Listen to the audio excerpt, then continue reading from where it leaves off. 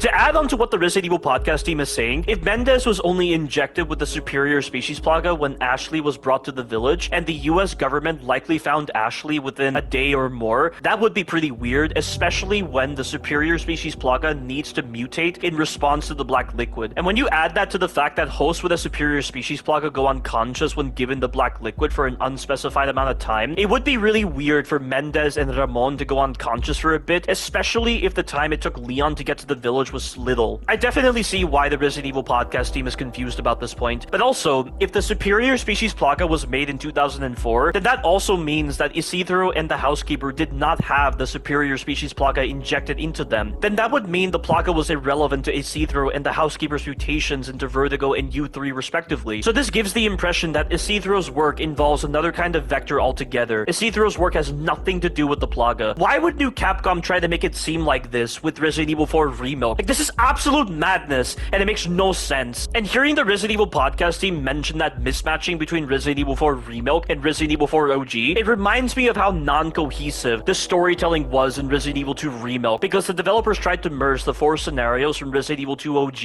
into the scenarios we get in Resident Evil 2 Remilk. The merge was very messy, as there were loopholes, continuity errors, and inconsistent character choices throughout Claire and Leon's scenarios. This is precisely why these Remilks are non-canon, because their storytelling is filled with so many errors and confusing moments. But that concludes everything related to the Foreman's Log and other tangents discussed here. Progressing further into the mine, there's rubble that we have to clear out. For some reason, when you examine this rubble, Luis expresses confusion with why this is a dead end, as this used to lead to the exit. I don't see how though, because this just leads into a vent that allows them to access the blast furnace area. I don't know what Luis is talking about. He's acting like this rubble wasn't here as he was getting to Leon, and there's no way he got through the vent as it's high off the ground. So how did he get to Leon in the first place? There's no comprehension of the environment being displayed by New Capcom. We then find another file that details where the dynamite to blow up the rubble is. There's also some instructions when using explosives. I don't know if this was written by the Foreman's organization, but why would this be here at this time? I don't see a cult writing instructions like this. This can't be for subordinate Plaga carriers, as they're supposed to be incapable of performing complex tasks. Who is this message for exactly? There's no other members of staff on site. There's just a bunch of villagers infected by the subordinate Plagas. How does this pre-alpha define a complex task? It's like this file was made before the developers thought of the superior species Plaga. At this point, I'm a broken record with how much I've pointed out confusing information in this pre-alpha. We now need to collect the dynamite, which is protected by a bunch of villagers and chainsaw ganados. In Resident Evil 4 OG, this sequence was kinda time-consuming, as there were so many enemies. Killing them took a while to do, which is why you were better off running past the enemies and using your flash grenades to stun them to get the sequence done. In Resident Evil 4 Remilk, this sequence can be done using stealth methods, but I don't know if I would call this a stealth sequence. I don't even know if the developers designed this for stealth, because even when you're in a stealth status, Luis just starts yelling about the chainsaw ganados being dangerous for some reason. The way the sequence works is the male chainsaw ganado can spawn in reinforcements if he sees you. If you're trying to crouch walk initially in order to get past the chainsaw man, you are at the mercy of his very sporadic AI. There is no telling where he goes when he drops down from his spawn point, and at times he's very omniscient. He also chooses to walk or run when he's not aware of you. When he stands still is unclear, but if he stands in such a way that he can see you trying to get to the control room, you're screwed. I have no idea who designed the stealth AI for this chainsaw man, but they did a crap job with the programming. As such, you have to once again game the system and utilize technical knowledge to give the illusion that the sequence works. For the general strategy, you need to take out all the ganados from this spot because you're outside of their playable area. Because you're outside their playable area, you can dispatch them without triggering a combat status upon entering their area. Shoot this lantern when a ganado passes under it, take out the Molotov ganado, then shoot the dynamite to take out this ganado. Bear in mind, sometimes he'll survive the explosion and not take damage. I don't know why this happens, but it only seems to occur with this dynamite ganado. Once he's dead, run over here to make this shovel ganado see you. Shooting him is not going to work. He has to see you. Since he can't get to you, he'll run back to his leashing spot. This is where timing is incredibly important. As soon as he gets to the top of the stairs, jump down and start hugging the left-hand side as you're making your way to the control room. You'll bypass this ganado and the chainsaw man completely. Avoid the Bella sister, activate the switch, stay behind her for a bit to prevent her from attacking, parry her chainsaw to temporarily disable it, fire your gun twice to lure the other ganados in here, get through this door, use a heavy grenade or a flash grenade on the enemies that arbitrarily spawn from the storeroom, throw another flash grenade if the chainsaw enemies are getting close, grab the dynamite, then try to escape while avoiding the other enemies. You'll be able to use the dynamite to bust through the rubble, ending the sequence. This is a pretty dumb sequence with the way the stealth is handled. It's yet again another example of how the stealth was an afterthought in this pre-alpha. Leon then tells Luis that he handles himself well, even though he's literally been doing nothing in the gameplay of this pre-alpha. He's more of a hindrance than an actual help, with how he sometimes gets in the way of certain strategies. If you were to remove Luis from the gameplay, nothing would change. It makes me wonder why he's even in Chapter 11 to begin with. Leon is so impressed with Luis's false capabilities that he questions if he's just a researcher. One has to wonder why Leon didn't voice this in Chapter 5 when they were dealing with far more enemies. Luis then says he's just an average guy who happens to be quite the ladies' man, which, as I've stated before, is a dumb placement of this quote from Resident Evil 4 OG. It feels so jarring with the way it's utilized here. Leon breaks through the vent and an El Gigante appears out of nowhere and grabs him. Luis then makes a hilariously feeble attempt to pull on Leon like that'll somehow work. Now is not the time to act like a clown, Luis. What is wrong with you? The El Gigante throws off Luis and holds on to Leon. Luis is able to shoot the El Gigante in its armor, and it somehow makes it flinch when that is not what happens in the gameplay. It's so annoying when the cutscenes don't match the gameplay properly. Luis then goes, "Now you owe me," like saving Leon from his convulsions wasn't enough apparently. Another El Gigante then appears out of nowhere, beginning the encounter. In Resident Evil 4 OG, the double El Gigante encounter was so boring. For some reason, old Capcom didn't bother giving you the ability to drop both of the El Gigantes into the blast furnace in one go. You could only drop one in the blast furnace before you were locked out entirely, forcing you to deal with the second one. The El Gigantes in this encounter had more life than usual, which contributed to a very draining sequence. Dealing with the second El Gigante was simple. You just climb a ladder, drop down before the El Gigante can shake the structure you're on, then knife it while it's in the animation. You repeated this process for about 8 minutes until it died. It's as risk-free as timing when to open the blast furnace to drop both of them. I don't know why New Capcom favored the former route rather than the latter route. The latter route would just be a fun distraction for only a second. The former route is just draining and soulless. They had the perfect opportunity to put in interesting designs like having the El Gigante ram into the furnaces around this area and deal damage in the process, but instead, it was just a bare-bones encounter. This is definitely one of the uglier moments in old Capcom's history. However, in Resident Evil 4 Remilk, this encounter is worse, honestly. You have one armored and one unarmored El Gigante. The only one you can deal with is the unarmored one, given that the armored one cannot be damaged by gunfire. Even though you can shoot the unarmored part of his face and see blood, he's not actually taking damage. Grenades can stun him, though not flash grenades for some reason. This encounter is rigidly designed with flash grenades in mind. If you do not have a flash grenade, you'll have to buy a large resource from the merchant. The reason why this encounter is rigidly designed with flash grenades in mind is because of what you have to go through to drop the El Gigante into the blast furnace. You not only have to expose the parasite, but also incapacitate the El Gigante by shooting the parasite when it's near the blast furnace. There's no telling when the El Gigante gets stunned by a shot to the parasite, and all the while, you have the other El Gigante attacking Luis that may accidentally hit you in the process. Then you have the other problems with the El Gigante's attacks that I've already acknowledged in Chapter 4. There's also the issue with the blast furnace. Whenever you try to use the blast furnace without stunning an El Gigante, they do this pre-programmed animation of pulling themselves off the blast furnace. I have no idea how these brain-dead BOWs can possibly register that they're going to fall in. There is no way they can feel vibrations when the blast furnace is opening. How do they even know the blast furnace opens? This pre-programmed evade animation can cause them to do weird things, and it's also badly programmed because even when they're literally on the furnace, as soon as they go into that animation, the pre-alpha classes them as immune. Because the El Gigantes don't have many lengthy stun animations, it's why you'll be trying to shoot the parasite instead to incapacitate them. The only alternative is to use a flash grenade. The flash grenade can put the El Gigante into a lengthy stun animation regardless of whether their parasite is out or not. Given that using the flash grenade shortens what would be a time-consuming, awkward process, that's why it's best to use it. The designs here, or lack thereof, seem complementary to flash grenade usage, so you have to wonder why the developers don't give back a flash grenade before this encounter to indicate to the player through proper communication that this sequence is designed with flash grenades in mind. Another problem with this encounter is the cutscenes. The cutscenes that showcase the El Gigante falling into the blast furnace, or when Luis shows up with the dynamite, can affect the camera and disorient you. They can even shift the positioning of the El Gigantes, so there are those moments where you drop an El Gigante into the blast furnace, the cutscene plays, and the other El Gigante can shift close to you, allowing him to hit you. And you have to also sit through the recovery animation of getting off the switch, and it delays you for longer than you think. So this can allow the El Gigante to hit you as well. And that cutscene where Luis comes in with the dynamite is problematic because while you're avoiding or delaying the armored El Gigante, your camera can shift towards Luis, which will disorient you and allow the El Gigante to get a cheap hit. I don't know why New Capcom needs to handhold the player like this when it affects the gameplay negatively. I get that most gamers don't exactly have the intelligence or capacity to focus on certain events in games, so the developers opt for these hand-holdy cutscenes or moments where the camera control is taken from the player, but there are far better cues for relaying to the player essential information. You'd think they would have learned from old Capcom's Resident Evil 6, where the cutscenes that aren't letterboxed did not pause the enemies, so the enemies were moving during those cutscenes while you were standing still. This cutscene problem occurred all the time in Resident Evil 6. It's yet another ugly moment in old Capcom's history, but I see that it inspired New Capcom to favor something similar. Also, when the armored El Gigante is attacking Luis and they're both right near the switch for the blast furnace, you have to spend additional time waiting for them to get out of the way. Overall, the double El Gigante encounter is a very awkward encounter without flash grenades or high-powered weaponry. It's of a worser quality than the double El Gigante encounter from Resident Evo 4 OG. To describe the general strategy, lure the unarmored El Gigante onto the blast furnace, use a flash grenade to stun him, then immediately get on the switch before he recovers. If you want, you can also position yourself during his initial roar animation to shoot him twice in the head with the shotgun, try to bait out his side attack, and get 2 additional hits in. This will expose the Plaga, allowing you to incapacitate him with the flash grenade and put him into a longer stun animation. Something worth knowing is that whenever the El Gigantes get incapacitated through hits to the Plaga, they turn a little bit towards the blast furnace. Not all the way, just a little bit. So there is some leeway with incapacitating the El Gigantes even when they're not directly facing the blast furnace. Once you get rid of the unarmored El Gigante, you now need to survive for a little bit against the armored El Gigante. Luis can sometimes be slow when leaving the area and will instead shoot this guy for a bit. I don't know why this happens, but it's pretty odd programming. When delaying the armored El Gigante, you can just stay behind him and loop his back stomp attack, though when Luis's cutscene plays and the camera disorients you, this can affect your ability to move in relation to the stomp. It may be possible for you to stand where Luis normally comes in and bait the El Gigante there with one of his long-range moves, then initiate the back stomp loop. Or, once you kill the first El Gigante, crouch behind the console to bait the armored El Gigante to come close without having it do its long-range attacks. As soon as it tries to do one of its close-range attacks, run to the spot where Luis will be, and this may allow the El Gigante to do one of his long-range attacks to get to you, allowing you to initiate the back stomp loop. Once Luis comes in and the El Gigante is near him, Luis will plant the dynamite. Wait until the El Gigante is on the blast furnace, shoot the dynamite, then use the blast furnace. This ends this awkward encounter.